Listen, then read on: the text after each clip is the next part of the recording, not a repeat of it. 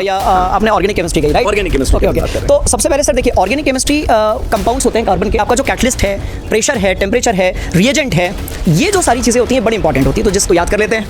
अब ये याद नहीं होता, याद करना कुछ होता नहीं है बेसिकली। तो मेरे ख्याल से है ना स्टूडेंट्स को ये जो पॉइंट है, एक इंपॉर्टेंट पॉइंट और।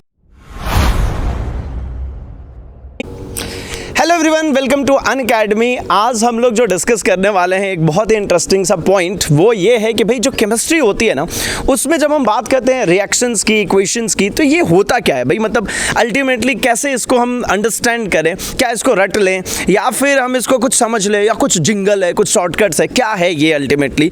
किस तरीके से हमें ईजिली याद हो जाएगी या फिर हमें समझ में आ जाएगी? आइए चलिए मिलते हैं जरा आकाश सर से और पूछते हैं कि एक्चुअली ये केमिकल लोचा है क्या भाई? मतलब ये किस तरीके से होगा ये, right? Hello sir. Hello sir. तो सर ये क्या है, एक बार जरा ये केमिकल लोचा या आपने ऑर्गेनिक केमिस्ट्री की, राइट? ऑर्गेनिक केमिस्ट्री की बात कर रहे हैं। तो सबसे पहले सर देखिए, ऑर्गेनिक केमिस्ट्री कंपाउंड्स होते हैं कार्बन के। हम सबने 10th क्लास में पढ़ा हुआ है कि भैया जो कार्बन है, it's a kind of versatile element, tetravalency होती है, कैटिनेशन प्रॉपर्टी शो करता है। तो ये जो कार्बन होता है सर, मतलब हमारे आसपास लगभग 30 लाख 3 मिलियन ऐसे कंपाउंड्स हैं जो कार्बन के बने हुए हैं। मतलब आप ये कह सकते हो कि जितने भी कंपाउंड्स हमारे आसपास हैं, उसमें 95% कंपाउंड्स कार्बन या आसपास की जो चीज़ें हैं उसमें कार्बन एग्जिस्ट करता है, या वो कार्बन के कंपाउंड्स हैं। बिल्कुल, बिल्कुल। तो इन सबको हम कहते हैं ऑर्गेनिक कंपाउंड्स। ठीक है। और ये जो ऑर्गेनिक केमिस्ट्री होती है, इसमें एक हाइड्रोकार्बन पार्ट होता है और एक आपका फंक्शनल ग्रुप वाला पार्ट होता है। जैसा कि हम सबने 10th क्लास में पढ़ा हुआ है, वहीं से स्टार्ट होती है बेसिकली। ये एल्डिहाइड हो गया, कीटोन हो गया, कार्बोक्सिलिक एसिड हो गया, एक्स यानी कि हेलोजन हो गया। तो ये सारे हमारे फंक्शनल ग्रुप्स होते हैं। तो हाइड्रोकार्बन पार्ट और फंक्शनल ग्रुप, ये दोनों मिलकर बनाते हैं ऑर्गेनिक केमिस्ट्री। ठीक है। तो ये ऑर्गेनिक केमिस्ट्री हो गई।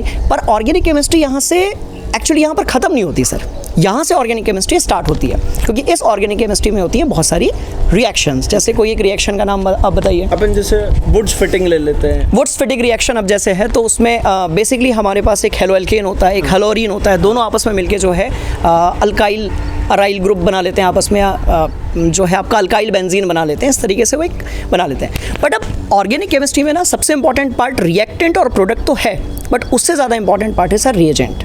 कि आपका जो कैटलिस्ट है, प्रेशर है, टेम्परेचर है, रिएजेंट है, ये जो सारी चीज़ें होती हैं बड़ी इंपॉर्टेंट होती है। तो जिसने ये 3-4 चीज़ें याद कर ली या समझ ली, उसके लिए किसी भी रिएक्शन को इनिशिएट करना बड़ा ही आसान हो जाता है। तो मतलब कुल मिला जुला करके ऐसा है कि ये भी कुछ मैथमेटिकल टाइप सी कार्यक्रम है, थोड़ी थोड़ी सी। हाँ। है ना, इनके पीछे अगर चीज़ें ध्यान में रख ली जाए तो ये बड़े आसानी से सारी रिएक्शन याद हो जाएंगे, मतलब बनने शुरू हो जाएंगे। अच्छा, एक और चीज़ पूछना सर, वो मैकेनिज्म वाला पार्ट क्या है?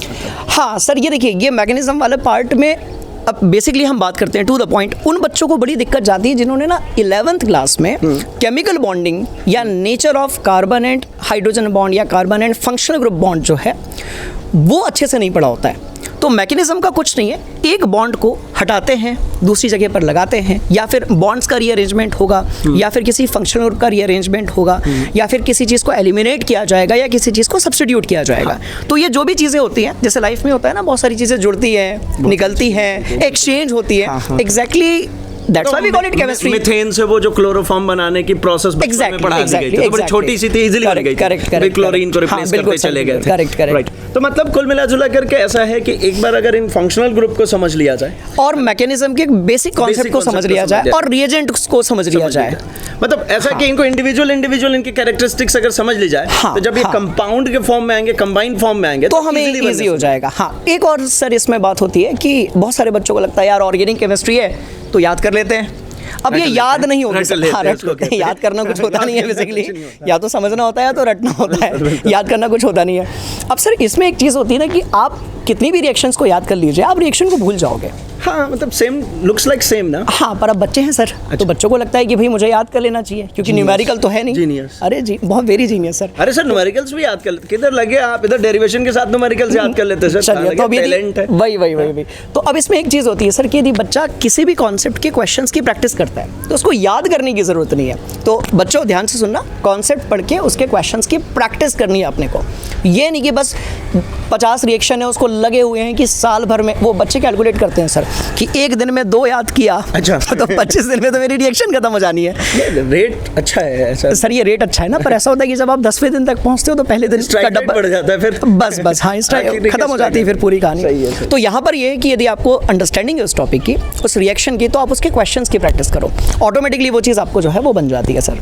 चलिए, तो मेरे ख्याल से है ना स्टूडेंट्स को ये जो पॉइंट है कि एक इंपॉर्टेंट पॉइंट और है कि सर जैसे जेडबल या नीट की बात करें ना, तो फिजिकल के बाद सेकंड नंबर पे ऑर्गेनिक केमिस्ट्री आती है। अच्छा। तो इंटरेस्ट है नहीं है, मज़ेदार है नहीं है, वो एक अलग चीज़ है, बट कहीं ना कहीं टाइप की मजबूरी भी है कि आपको ऑर्गेनिक केमिस्ट्री अपनी स्ट्रांग रखनी पड़ेगी।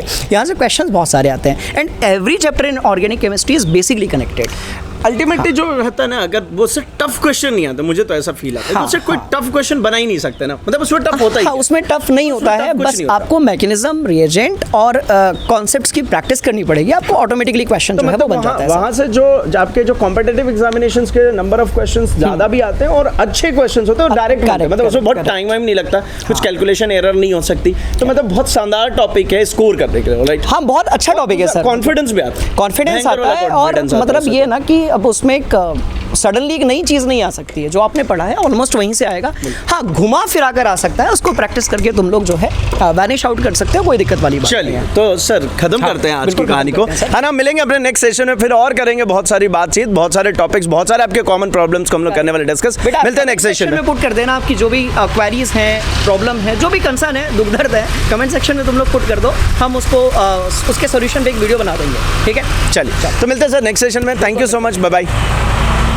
Unacademy. Let's crack it.